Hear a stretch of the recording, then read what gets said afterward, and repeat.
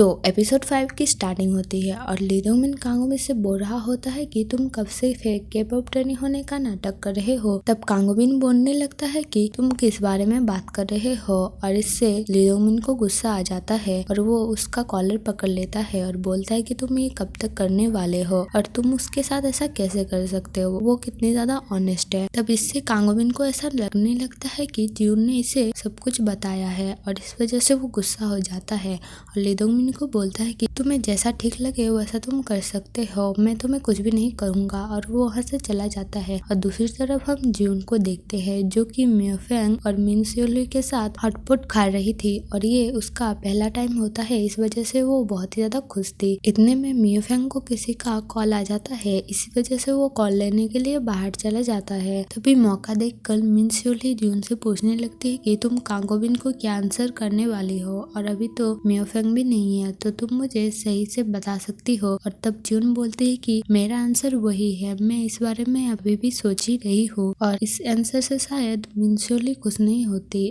और देखने से ऐसा लगता है कि वो भी शायद कांगोबिन को पसंद करती होगी। इतने में वहाँ पर मियोफेंग वापस आ जाता है और उसका बैग लेकर जल्दी जल्दी में बोलता है कि मुझे कहीं पर इम्पोर्टेंट काम है, इसीलिए मैं जा रहा हूँ। और जियून को उस रात वाले इंसिडेंट याद आ जाता है जहाँ पर मियोफेंग को दो स्कूल स्टूडेंट बुली कर रहे थे। इस वजह से वो मियोफेंग को फॉलो करने का सोचती है और वो उसका पीछा करने लगती है और उसका शक सही निकलता है। उस बुली लड़की ने ही मियोफेंग को बुलाया था उसके पास से पैसे लेने के लिए और मियोफेंग उसको पैसे देता है, फिर भी उस लड़की को वो पैसे कम ही लग रहे थे और वो मियोफेंग को धमकी देने लगती है कि मेरा बॉयफ्रेंड तुम्हें छोड़ेगा नहीं। असल में इसका बॉयफ्रेंड मियोफेंग को जूनियर हाई स्कूल से बुली करता आ रहा है। और तभी वहाँ पर जियून सामने आ जाती है और मियोफेंग का साइड लेने लगती है। तब वो लड़की मियोफेंग को उसके बॉयफ्रेंड का धमकी देकर जाने लगती है और जाते टाइम जियून को भी धक्का देकर जाती है। और इसके बाद नेक्स्ट डे हम जियून को देखते हैं जो कि कांगोबिन को मैसेज कर रही थी, पर कांगोबिन कोई भी आंसर नहीं दे रहा था कल रात के इंसिडेंट की वजह से। और तभी वो सामने मियोफेंग को देखती है पर मियोफेंग उसे इग्नोर करके चला जाता है। तभी वहाँ से कांगोबिन भी गुजर रहा था पर वो जियून को इग्नोर करके जा रहा था। तब जियून उसका हाथ पकड़ लेती है और बोलती है कि तुम मुझे इग्नोर क्यों कर रहे हो। तब कांगोबिन उसका कोई भी आंसर नहीं देता और वहाँ से चला जाता है। और इसके बाद जियून उसके पीछे पीछे जाती है और देखती है कि वो सिर्फ उसी से सही से बात नहीं कर रहा था, बाकी सभी से सही से बात कर रहा था। तब जियून बोलती है कि तुम मेरे साथ ऐसा क्यों कर रहे हो, क्या हम बात कर सकते हैं, क्या तुम मुझसे गुस्सा हो। तब कांगोबिन कुछ भी नहीं बोलता और वो मियोफेंग के पास जाकर उससे बात करने लगता है और इससे जियून बहुत ही ज्यादा अपसेट होती है। इस वजह से वो अपने सीट में बैठ जाती है। तब ली दोंगमिन उसके पास आता है और उसका हाथ पकड़कर उसे बाहर लेकर जाता है और बोलता है कि तुम हमेशा कांगोबिन के साथ ही क्यों होती हो, क्योंकि वो हैंडसम है या फिर वो के-पॉप ट्रेनी है इस वजह से। पर जियून यहाँ पर ली दोंगमिन के बिहेवियर को कुछ समझ ही नहीं पाती।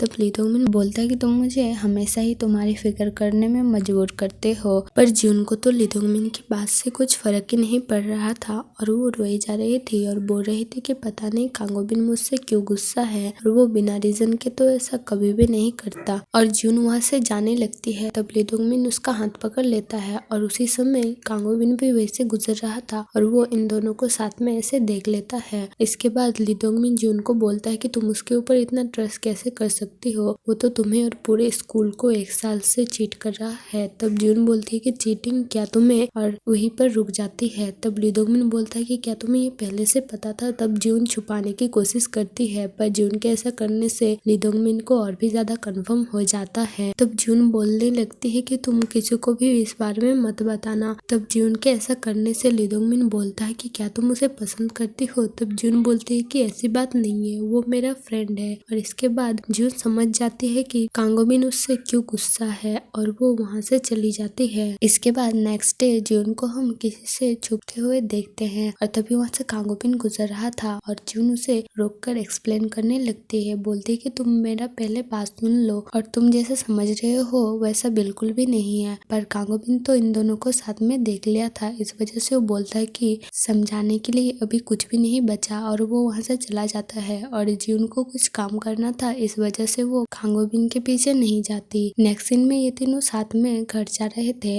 और कांगोबिन बोलता है कि मुझे थोड़ा सा काम है और इस वजह से वो पहले चला जाता है। उसके बाद ही मियोफेंग भी बोलने लगता है कि मैं पहले जाता हूँ और वो भी चला जाता है। और मिनसियोली बोलता है कि क्या मैं ट्रांसपेरेंट हूँ, ये लोग मुझे देख नहीं सकते। और इसके बाद हम देखते हैं कि मियोफेंग को उस बुली लड़की ने बुलाया था और वो इसके बॉयफ्रेंड के साथ होती है और उसका बॉयफ्रेंड का 2 फ्रेंड भी होता है जो कि मियोफेंग को पकड़ के रहता है और वो मियोफेंग को मारने वाला था। तभी वहाँ पर फोटो क्लिक करने की आवाज आती है और वहाँ पर जून थी, पर जून बोलती है कि मैंने कुछ भी वीडियो नहीं लिया और वो उन लोगों को बाय करके जाने लगती है। फिर वो रुक कर बोलती है कि तुम लोग बहुत ही ज्यादा बुरे हो। तब उस लड़की का बॉयफ्रेंड बोलता है कि उसका फोन चेक करो जाकर। तब जून खुद ही दिखाने लगती है और उस फोन में उस बुरी लड़की का वीडियो होता है जो कि उसके दूसरे बॉयफ्रेंडों के साथ थे। तब ये देखकर उस लड़के को गुस्सा आ जाता है और वो जून का बाल पकड़कर उससे झगड़ने लगती है और जून बोलने लगती है कि तुम इसके 4th बॉयफ्रेंड हो।